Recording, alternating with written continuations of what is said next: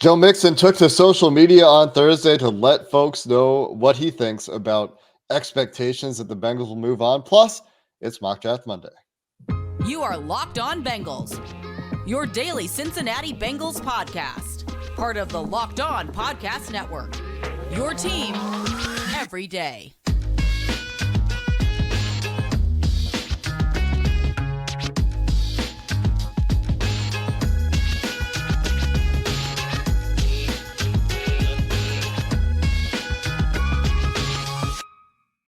What up, Bengals fans, and welcome to another episode of the Locked On Bengals podcast. I'm your host, Jake Lisco. He's your host, James Rapine. Today we dive into some Joe Mixon social media stuff and another Mock Draft Monday here a couple weeks before the Combine. We have two more Mock Draft Mondays anyway before the NFL Combine rolls around, and we'll hear from Duke Tobin and some of the Bengals coaches in Indianapolis. But today, James, we start with Joe Mixon, who saw a tweet from one of those fake NFL rumors accounts that just aggregates and spews nonsense into the world. But they, I think, saw a Jay Morrison article about the fact that the Bengals are expected to move on from Joe Mixon this offseason at the running back position.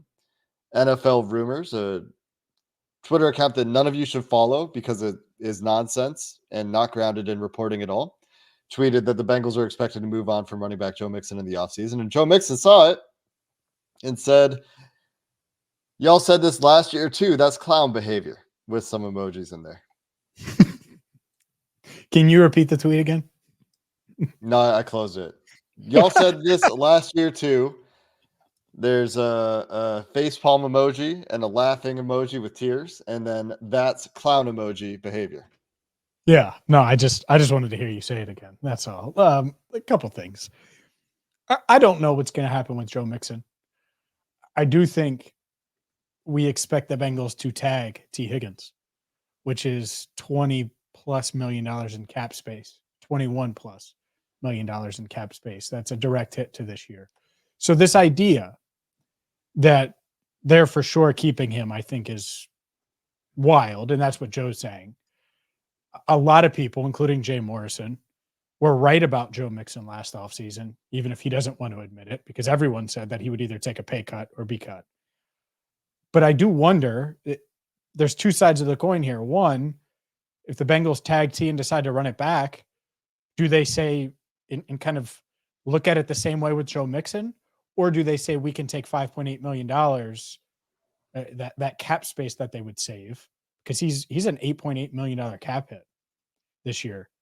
And so that money, take that and apply it to defensive tackle. Take that and apply that to whatever right tackle they target. Take that and apply it to insert whatever you want to apply that to. I think it's interesting from those two elements. So I really don't know what they're going to do. I don't think Jay made up what he said.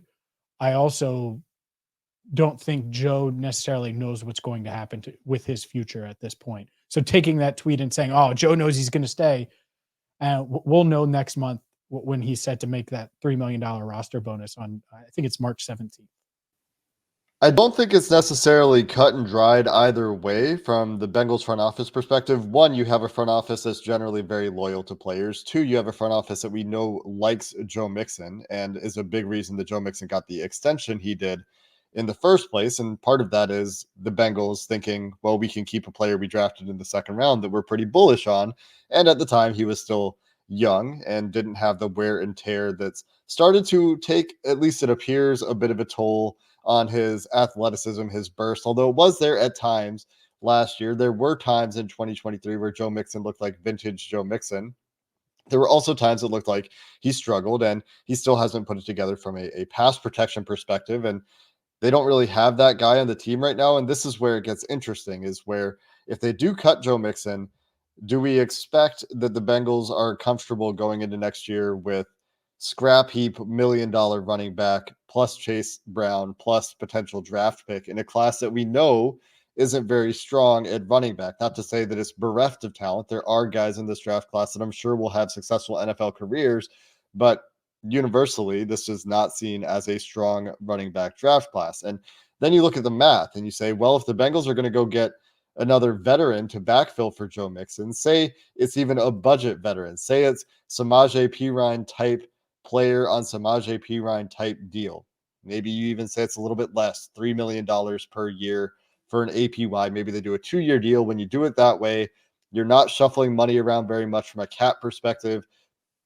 And it's reasonable to expect that any running back the Bengals might sign could have somewhere around a $3 million cap hit minimum, potentially, unless they go for strictly vet minimum type players in 2023. Joe Mixon, they save, like you said, James, $5.75 million if they do release him, with some of that money being prorated on the signing bonus that he previously agreed to that would not come off the books from a cap perspective. So you could end up with cap savings right around $2.5 to $3 million for Joe Mixon if they were to cut and replace. $2.5 to $3 million, assuming that they would go get a veteran, which I think they would, to replace Joe Mixon. You could certainly put that toward another player. Don't get me wrong, but it's not just you're saving $5.5 to $6 million and putting all of that money elsewhere, because I do think the Bengals would make another investment at the running back position, since all they would really have on the roster at that point is Chase Brown. And I think they would want something else going into the draft. So it's not just Chase Brown and we'll see what happens. You know what I mean? And so when you think about the cap savings and where the path toward Mixon's return is, maybe he takes another pay cut, for example. I don't know if that would happen either at this point, but that math there would be where I could see the Bengals front office saying, you know what? We're only saving $2.5 million and we know Joe Mixon. And that could be a way that he returns.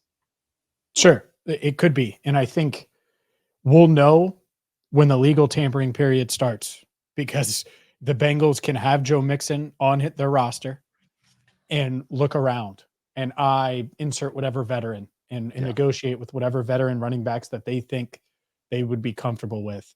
And maybe they don't. Maybe they just stick with Joe, or maybe they go out, see what they can do, and then make that decision before that deadline where they have to pay him that $3 million roster bonus. Because if they pay him that, he's booked. That's it. He's the running back. For sure. And that's exactly it. They have until the 4th day of the league year, I checked on this yesterday, to make a decision on that roster bonus, just over $3 million. $3 million and $28. They tacked on an extra $28 on the roster bonus. Well, that's his number. That was definitely by design. Is still a funny thing to me. But from a cash perspective, it's not like they're paying him a ton of cash. Like, he's due under $6 million of cash. So it's not like it's a huge cash expense. It's just a cap thing for Joe Mixon this year, and a number that they can't really move around all that much. And so that's where they need to make the decision. Like you said, we'll probably have an idea pretty early in free agency. If they sign a running back, that might be the writing on the wall. If they renegotiate the deal with Joe Mixon, we'll probably know that sooner than later as well. And I don't know that that's very likely to happen for a second year in a row, but we will have our answer well before the draft, I think, because of that roster bonus. Like you said, James, $3 million with that roster bonus, which is more than half of the money Joe Mixon is owed for 2024 if he does play out his contract due on the 4th day of the league year, which gives them time to navigate the early part of free agency and figure out their plan. I will say, if I'm Mixon, I would be more than willing to potentially revisit it to give the Bengals more flexibility as far as his contract goes, because the last thing I want, and who knows, maybe it changes with some of these guys, but is to become a free agent with Josh Jacobs and Saquon Barkley and Derrick Henry and just all these other guys where you could just look up, and even though it's a weak draft class, look up and not necessarily have a job, at the money you're looking for, at that bell cow type of workload. And I think his workload, regardless if he stays here, will drop some.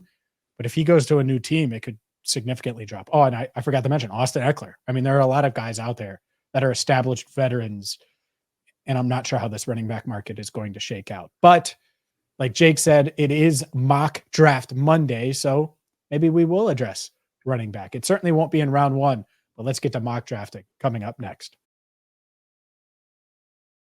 Today's show is brought to you by FanDuel. The NBA season is in full swing, and if you're like me, well, now's the time where you're shifting and watching more NBA, and it's the perfect time to get to FanDuel, America's #1 sports book, because right now, new customers get $150 in bonus bets with any winning $5 bet. So throw $5 on LeBron, throw $5 on Steph Curry. And, well, if you get that bet right, you're going to get $150 in bonus bets. And they have everything from prop bets to different lines, same game parlays, quick bets, and so much more. FanDuel is the place you need to go right now to get $150 in bonus bets with any winning $5 bet. Sign up today at FanDuel.com/lockedon. That's FanDuel.com/lockedon to shoot your shot. FanDuel, official sportsbook partner of the NBA. All right, James, we're diving into a mock draft Monday. We're on a different simulator. Just to shake things up this week, for those of you not watching on YouTube, we are on the Pro Football Network mock draft simulator. As you can see up at the top there, we're recording this, and the mock draft simulator for Pro Football Network was last updated on the 16th of February to try to stay up to date with the way things are moving. And let's see. I wonder if JJ McCarthy, there it is. That's what I was looking for before we hit the play button here and start this draft. JJ McCarthy up to 14th on the NFL mock draft simulator over the Pro Football Network. Yeah, baby. Go top 10. Go top 10, JJ. Which kind of portrays the hype about that we're hearing. NFL front office is really high on JJ McCarthy. Anyway, we're going to let this thing run and see how it goes, see how many quarterbacks are picked, see where the wide receivers and tackles come off the board. And then we will make our pick for the Cincinnati Bengals. And honestly, James, when you talk about JJ McCarthy and the hype around him, you're hoping as a Bengals fan to see him picked. And we do see 4 quarterbacks picked before the Bengals are on the clock. Reject all those. It's already done. But none of those quarterbacks picked were JJ McCarthy. And discuss who went. Tell everyone who's off the board, and then I get to say who's on the board. Let's do the gritty, baby. 4 quarterbacks picked: Drake May, Caleb Williams, Jaden Daniels, and Bo Nix. The quarterbacks picked. Put JJ McCarthy there if you don't think that it's going to be Bo Nix. A bunch of tackles picked as well: Joe Alt, Olu Fashanu, in addition to Taliese Fuaga. JC Latham picked 1 pick before the Bengals pick. At wide receiver, obviously Marvin Harrison, Rome Odunze, and Malik Neighbors all picked. At corner, Terrion Arnold, Nate Wiggins. At edge, Dallas Turner, Layatu Latu, both picked as well. And the other notable pick is Jerzon Newton, Jared Verse, the edge player. But those of you listening closely through the process of elimination know what name James is about to talk about. Brock Bowers is a Cincinnati Bengal.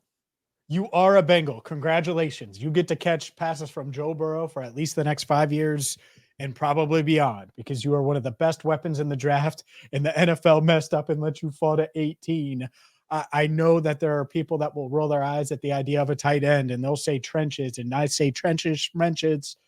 Brock Bowers, you are a Bengal. Enjoy the ride, and get ready to win Offensive Rookie of the Year, my friend, because you're going to be a big, big part of this offense. And good luck, Kansas City Chiefs, with your secondary. It's really great that you have an awesome secondary. Double T, double Jamar. Feels great. Good luck guarding Brock Bowers, too. That's why you take him. This would be huge for Joe Burrow and company. I think Jamar would do the gritty every time Brock scores. And Brock, you better work on your gritty, because there's going to be a lot of touchdowns for you at Paul Brown Stadium, Paycor Stadium. But let's be honest, it's Paul Brown Stadium. The availability of Brock Bowers at 18 is something that I think is a reasonable possibility. I'm not saying I think it's probable. I think that, the Colts could pick him. Any of the teams, if he starts to fall this far, could trade ahead of the Bengals and try to get up and get him, because I think there would be an expectation that the Bengals would pick Brock Bowers if he's there at 18.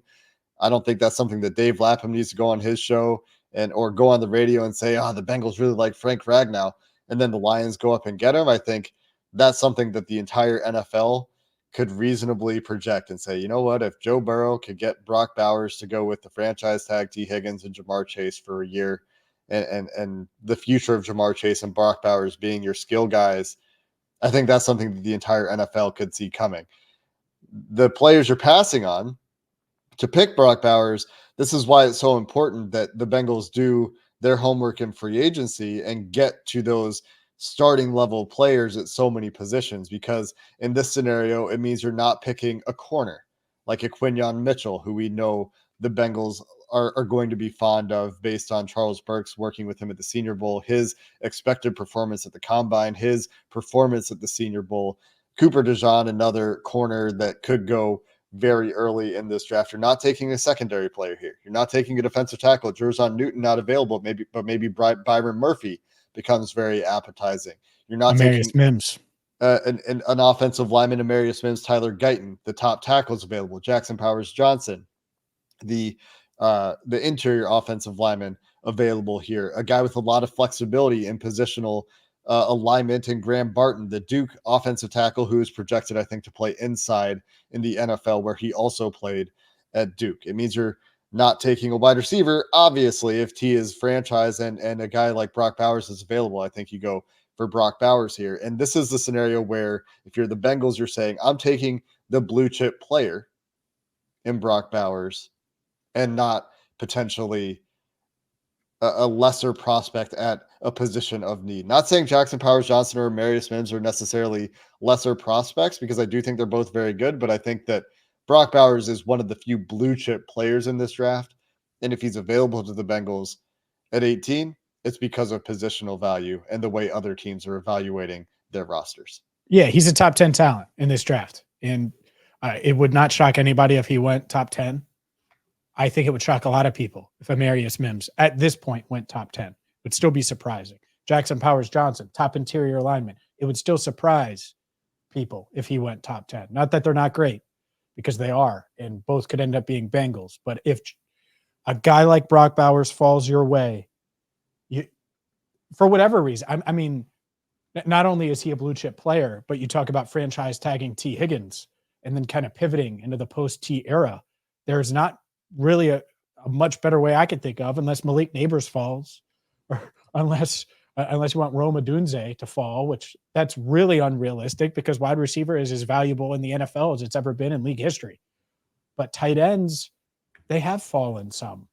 And so could he fall with top tackles, top wide receivers, top quarterbacks, top defensive linemen too? Yeah, I think there's a chance. And so the fact that he fell, Jake, put the pick in, man. Let's move on to round 2 with one of the best weapons in the draft. I do want to throw in one more thought before I send the pick in and we let this thing roll and come back for the second round. Looking at who's available here: Amarius Mims, Tyler Guyton, Troy Fatanu, Kingsley Suamataia, Jordan Morgan. These are all guys that if I'm the Bengals, I'm watching the top of that second round and I'm ready to trade up. I'm also watching for Byron Murphy falling. Like, I'm ready to trade up in the second round this year. Sure. Potentially give up, 4th round pick maybe to try to go do it, because I do think there is a fall off in talent in this class. And we'll talk more about that probably in some future episodes, probably after the Combine. We'll probably have some guests back on to talk about the depth of the class. But you've heard some people allude to this with players returning, with NIL stuff, with the COVID extra years, the depth of this class, not necessarily what it once was. Not to say you can't get good players, but just looking at some of the players available at offensive tackle in particular, I could definitely see myself being interested in trading up. So let's hit Brock Bowers. We'll come back in just a minute to take a look at how the first round finishes and evaluate our trade up possibilities, James, and take a look at the second and third rounds to finish up the show. Today's show is brought to you by Game Time. You shouldn't have to worry about getting last-minute tickets. They should be accessible, they should be easy to find, and you should be able to see the view from your seat before you make the decision on the tickets you want. And that's the beauty of Game Time. Whether you're talking about concerts, live events, maybe you used Game Time, hopefully you did, over the weekend for NBA All-Star Weekend, whether it's that, whether it's anything between now and the start of the regular of the NFL season, Game Time has you covered. So maybe you want Reds opening day tickets, maybe you're catching an NBA game, or maybe you're looking ahead to the NFL season or a big concert this summer. Well, Game Time is going to have you covered. And they have the right deals on tickets right up to the start of the event, even an hour after it starts, so you can get the last-minute tickets you're looking for. Download the Game Time app, create an account, and use code LOCKEDON for $20 off your first purchase. Terms apply. Again, create an account and redeem code LOCKEDON, LOCKEDON, for $20 off. Download Game Time today. Last-minute tickets, lowest price, guaranteed. Brock Bowers, Jake. Brock Bowers. We were able to get him with the 18th pick, and unfortunately, a lot of the top offensive linemen, top players that we would have targeted at 18, had Bowers not been there, they're off the board. As expected for most of these guys, right? I was waiting to see if maybe a Jordan Morgan, a Troy Fatanu, a Kingsley Suamataia would fall into the top of the second round. And as we can see here at the end of the first round, for those of you watching on YouTube, the last three picks of the first round are Suamataia, the BYU tackle, Troy Fatanu, who played left tackle at Washington, is being projected to the inside by some prognosticators, and Jordan Morgan, who came back from an ACL injury to play pretty well in his last year at Arizona, all picked. In addition to that, we see Amarius Mims, a lot of those corners I was talking about, Quinyon Mitchell, Kool-Aid McKinstry, in addition to Cooper DeJean, Kamari Lassiter, all getting picked in the first round. And also Jackson Powers Johnson, of course, picked here in the first round. So out of guys that we talked about as potential trade-up guys, if the Bengals were interested in moving up at the top of the second round, I'm looking at Byron Murphy still available as we start the second round. I'm looking at Graham Barton, the versatile offensive lineman from Duke, still available at the top of the second round. And those are the two names that stand out to me the most as far as trade-up candidates. But not enough. If it was a tackle, if it was a Suamataia, I would really be considering it. But all the way up to the top of the second round is much more expensive than, say, 8 picks to 40 or something like that as well. So what do you think? We just let it roll here? Let's let it roll. Let's see what we got. Probably lose Murphy. It's all right. Got to run on wide receivers. The Worthy Mitchell start to the second round. Trey Benson Texas going receivers. early. Oh, Lord. Trey Benson went really early. Oh, man. Is it going to happen? Oh, Lad McConkey, 4 picks away. I was going to say. Otherwise, if McConkey had fallen there, Tavondre Sweat going at 47, that's a bummer too. Yeah, there are some players here where you might want to trade up. Graham Barton makes it to 36. The Packers trade up to get him in this mock draft. Zach Frazier, another interior offensive lineman that I think is worth watching. If you're the Cincinnati Bengals, goes at 39. Byron Murphy gets all the way to 42, and Jatavion Sanders at 43. Byron Murphy at 42, if he gets into the 40s, which I think is far outside of the realm of reality, I'm definitely interested in trading up.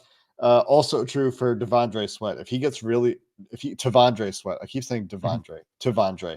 If he gets close, I would be interested in trading up there as well. That being said, we've missed on a lot of the trenches. Man. When we look at this, when we look at the top tackles available, it's a name that I can't pronounce yet from Yale, the very athletic but was injured Yale offensive tackle. At guard, interior offensive line is Christian Haynes and Cooper Beebe being the top I three like guys Haynes available a lot. there. I like Haynes a lot. Well, there's the dude from BC too is still available, which is someone I could see them targeting in the mid-rounds. Mahogany. Yep. In the second round? No, mid-rounds. Okay. I'm just mentioning options for people. Not right now. Got it. I honestly think Haynes, it's probably a little early for Haynes anyways. I think Haynes, and I know some of these simulators have him there, I think size will knock him down. I think he could be in the 80 to pick 115 range for the Bengals. So the names that jump out to me here, James, are Troy Franklin. In terms of just the best players available, Darius Leonard, I think, a guy who was really impressive at the Senior Bowl, really productive. Darius Robinson. Sorry, what did I say? Darius Leonard? Yeah, you combine Leonard Taylor and Darius Robinson. Robinson looks like a freak. He looks like a freak. There's no doubt. Troy Franklin, the Oregon wide receiver, TJ Tampa, Iowa State corner. Those are the guys from a talent perspective. And man, Chris Braswell really low on the Pro Football Network board at 54. Those would be the guys that stand out to me the most from a talent perspective. Michael Hall stands out to me too here.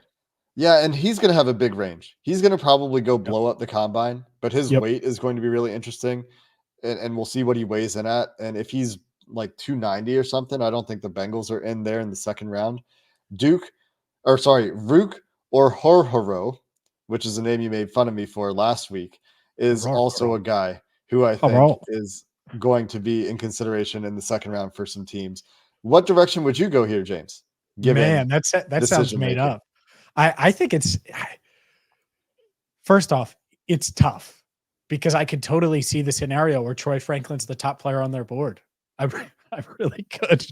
But to me, this feels trenches. So Darius Robinson is near the top of my list. I say Christian Haynes. I really like him. I think he's got center guard flex that they could be interested in.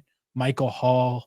To me, it's really tempting not to go Michael Hall, and that might be it. Brandon Dorless you could mention too if you're talking about interior.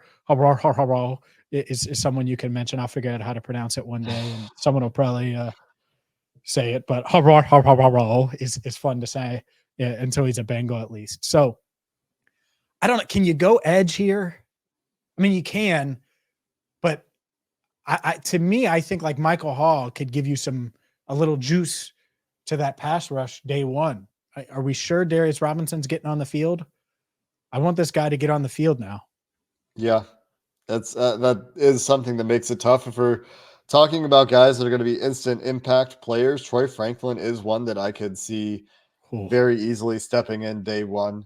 And you just have a full complement of weapons. And if you're going to go that route, well, you better have signed Mike Nwenu. You better have signed, a couple of defensive tackles out there, maybe even one of the big fish, maybe a Christian Wilkins, if you want to start talking about two skill players to start. And that's what makes this hard, right? Is that we don't know what they've done in free agency. Let's do it, Jake. Let's do it. Let's make everyone mad. So we're going to pretend that the Bengals bombs away, baby. Say Jermaine Illuminor. We're not swinging for the fence as a tackle, but maybe they did sign Christian Wilkins, assuming that he's not franchise tagged, which I think he probably will be by the Miami Dolphins. But they've addressed their trenches needs, so it frees them up to go for the best player. Maybe the best player, maybe you disagree and you don't think it's Troy Franklin. Maybe you're really high on TJ Tampa. Maybe you're really high on Darius Robinson. But Troy Franklin is something that you can see fit from the perspective of the Bengals like to draft a year ahead of time to replace guys they know they're losing. They did it with Dax Hill when they franchise tagged Jesse Bates. They've done it with tackles. They've done it with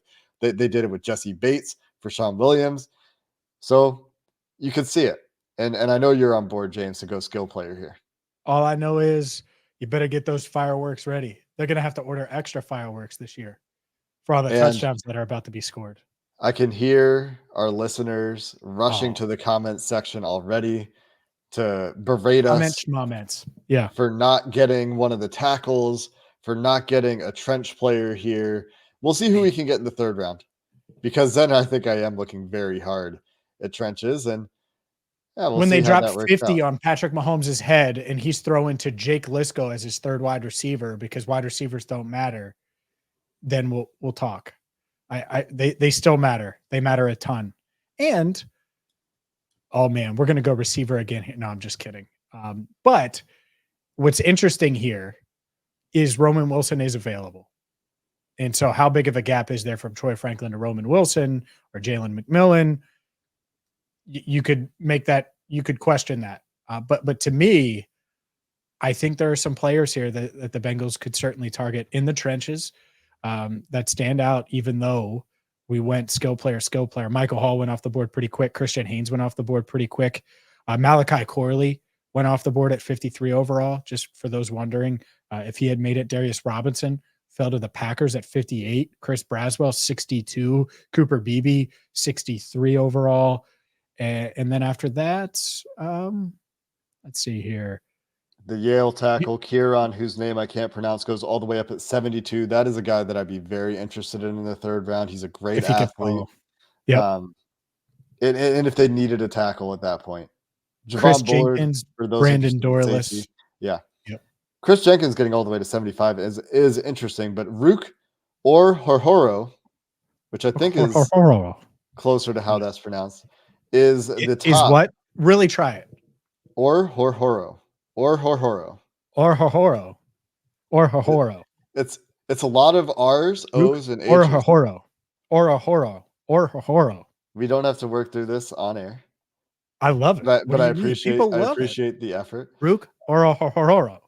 Looking at offensive linemen here, the top tackle Cedric Van on this board is Blake Fisher. For me, Roger Rosengarten could potentially be interesting here, despite how he played in the Washington bowl game against Michigan in the fourth quarter. Can you take Blake Fisher because it rhymes with Jake Fisher? Can you do I, that?